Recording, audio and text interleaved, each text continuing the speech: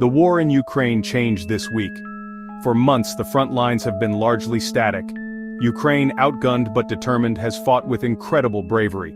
They have slowed and in some cases reversed the Russian advance, but the conflict has become a war of attrition. Then came the missiles. Ukraine, newly equipped with long-range missile systems supplied by the United States, launched attacks deep inside Russian territory.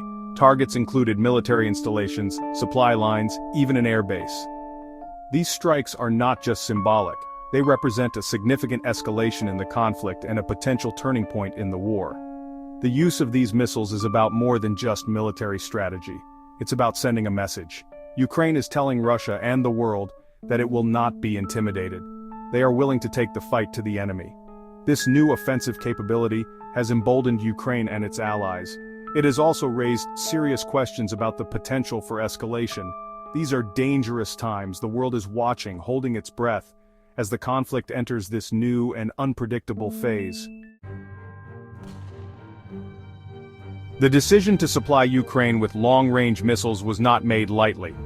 President Biden, facing pressure from both within his own party and from international allies, ultimately decided to take the risk. He argued that giving Ukraine the ability to strike back at Russia on its own territory was necessary to level the playing field.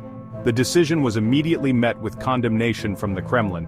Russian officials accused the United States of escalating the conflict and warned of unpredictable consequences.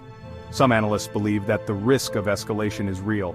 They argue that Putin, facing mounting losses and domestic pressure, could lash out in unpredictable ways. The Biden administration, however, maintains that the risk of inaction was greater than the risk of escalation. They argue that allowing Putin to continue his aggression unchecked would only embolden him further. The coming days and weeks will be critical. The conflict in Ukraine is not just a regional conflict, it has become a proxy war between the West and Russia. The United States and its NATO allies have poured billions of dollars worth of military aid into Ukraine. They have also imposed crippling sanctions on the Russian economy. Russia, increasingly isolated on the world stage, has sought support from other countries, including China and Iran. China, while officially neutral in the conflict, has provided Russia with diplomatic and economic support. Iran has reportedly supplied Russia with drones. The war in Ukraine has exposed the fault lines in the global order. It has also highlighted the growing rivalry between the United States and China.